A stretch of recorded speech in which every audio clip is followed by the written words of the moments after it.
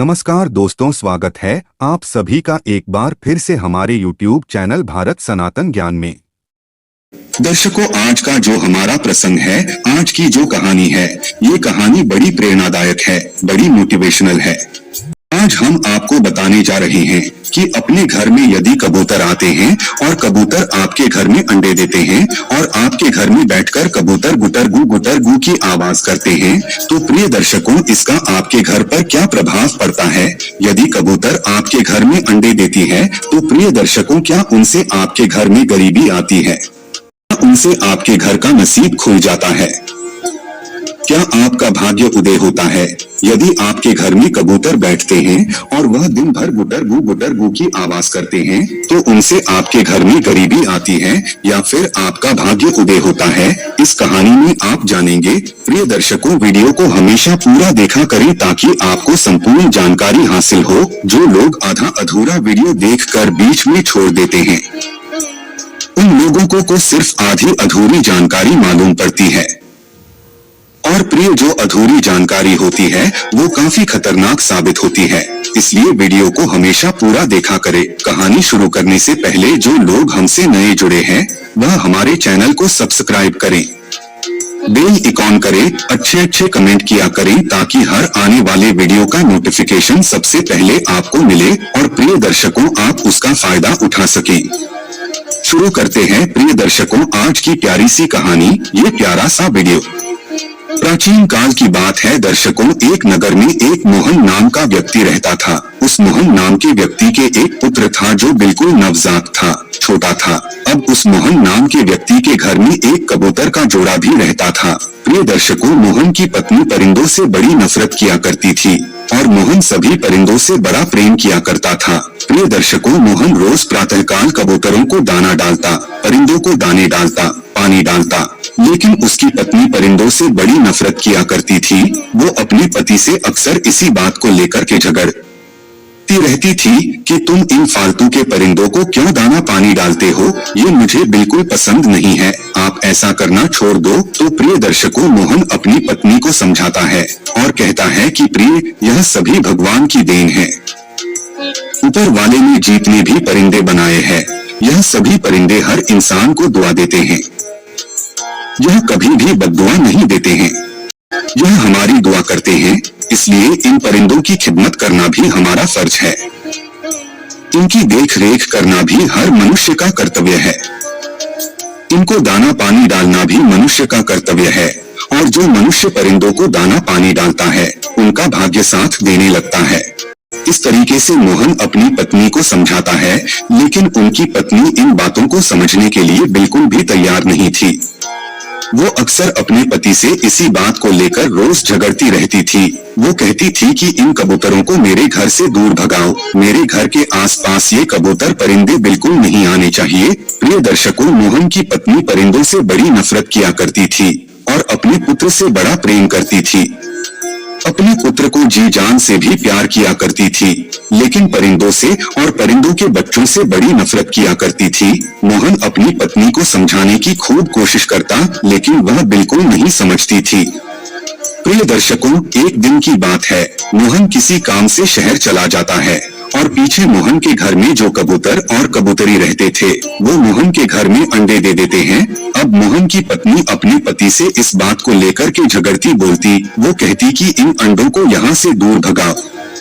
मैंने पहले ही कहा था कि इन कबूतरों को घर में मत रखो, लेकिन तुम मेरी एक नहीं मानते हो। अब देखिए, इन कबूतरों ने हमारे घर में अंडे दे दिए हैं। इन कबूतरों ने हमारे घर में अंडे देकर गंदगी फैला रखी है।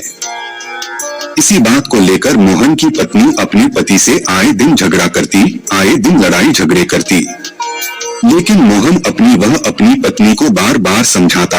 प्रिय दर्शकों, अब एक दिन किसी काम से मोहन शहर को जाता है। वो शहर चला जाता है, पीछे से उसकी पत्नी सोचने लगती है।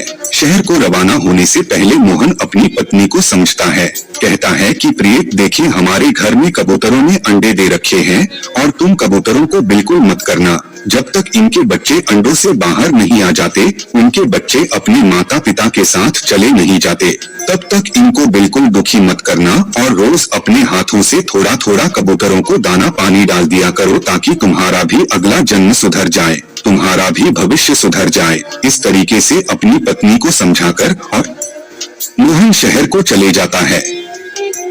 प्रिय दर्शकों, मोहन की पत्नी उन कबूतरों के अंडों को तो नहीं छेड़ती है, लेकिन वो रात दिन यही सोचती रहती कि मेरे घर से कबूतरों को कैसे भगाऊं, इनके अंडे को यहाँ से कैसे भगाऊं। प्रिय दर्शकों, मोहन का जो छोटा पुत्र था, उसको भी इस बात का मालूम था कि मेरे घर में कबूतरों ने अंडे दे रखे हैं।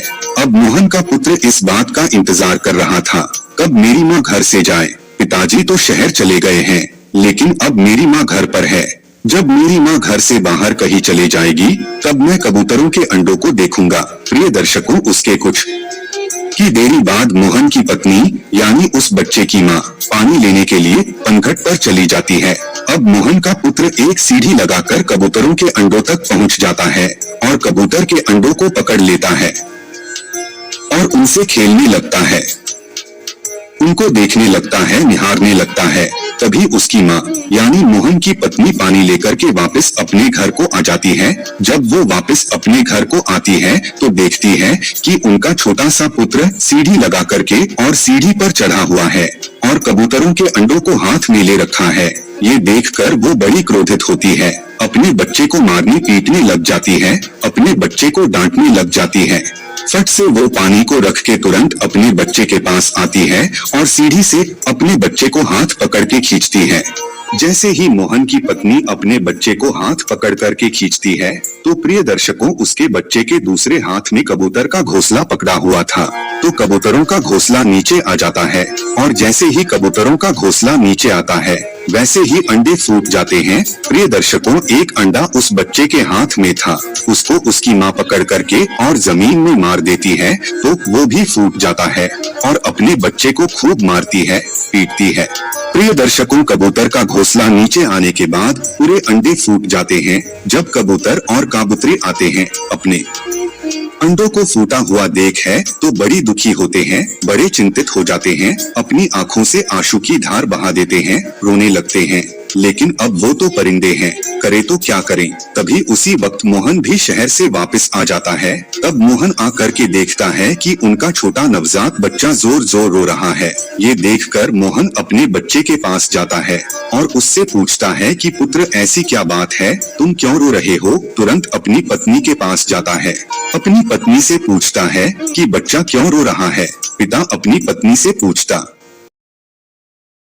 बच्चा क्यों रो रहा है, तब उसकी पत्नी मोहन से कहती है कि मैंने तुमसे पहले ही कहा था कि इन कबूतरों को घर में मत रखो। आज देखो तुम्हारे पुत्र ने कबूतरों के अंडों को पकड़ लिया है, उनको छू लिया है, इसलिए मैंने इसको मारा है, पीटा है, इसलिए ये रो रहा है। प्रिय दर्शकों, मोहन जब कबूतर के अंडों के पास जाता है तो देखता है कि कबूतर के पूरे अंडे फूटे हुए पड़े हैं। ये देखकर मोहन बहुत दुखी होता है और फिर से अपनी पत्नी के पास आता है और अपनी पत्नी से पूछता है, तुमने कबूतर के पूरे अंडे फोड़ दिए हैं, अब कबूतर हमें जरूर बद्दुआ देंगे और इनका भुगतान हमें जरूर करना पड़ेगा। प्रिय दर्शकों, ये बात यहाँ खत्म हो जाती है। अब कुछ समय निकल जाता है। कुछ समय निकलने के बाद मोहन फिर से शहर जाता है। जब मोहन शहर को जाता है तो प्रिय दर्शकों, पीछे से उसका बच्चा बीमार हो जाता है। अब मोहन की पत्नी अपने बच्चे को इधर उधर लेकर घूमती है, इलाज करवाती है। वो सोचने लगती है, कल मेरा बच्चा बिल्कुल स्वस्थ था, इसके शरीर में तनिक भी कोई बीमारी नहीं थी, कोई बुखार नहीं था, लेकिन आज अचानक से मेरा बच्चा बीमार हो गया है।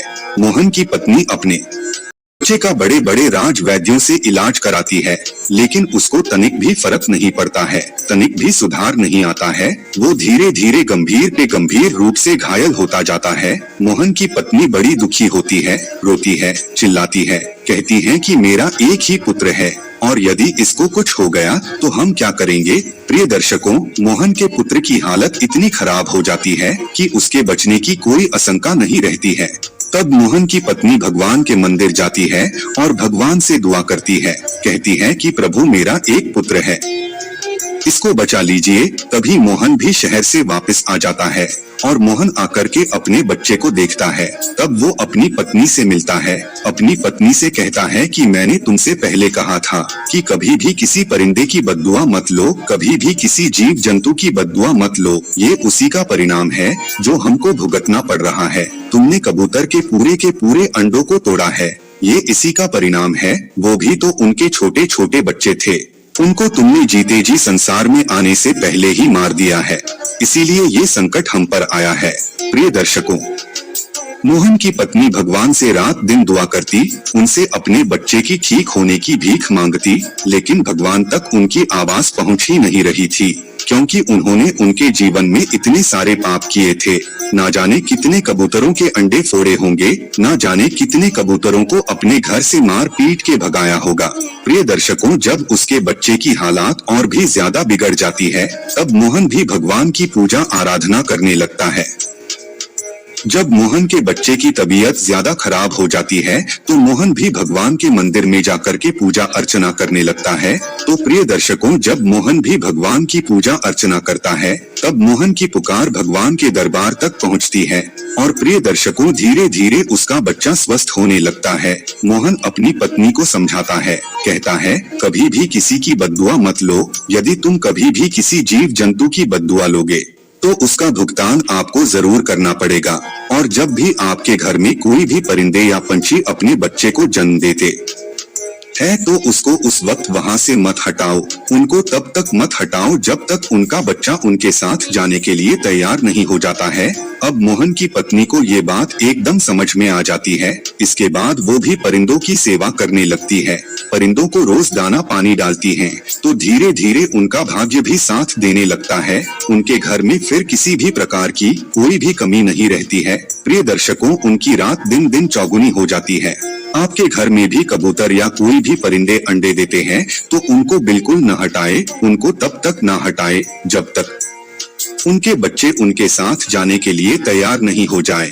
हाँ, एक बात है, यदि आपके घर में कबूतर रोज गुटर गु करते हैं, तो प्रिय दर्शकों, ये अशुभ संकेत देते हैं। इनको अपने घर में या तो शुरू से बैठाना नहीं। यदि आप बैठाते हैं, तो प्रिय दर्शकों, फिर इनकी सेवा पूजा करें, इनको दाना पानी हमेशा डालते रहे, तो प्रिय दर्शकों, आपके साथ कोई भी प्रकार का अशुभ नहीं होगा। ये थी दर्शकों आज की छोटी सी कहानी।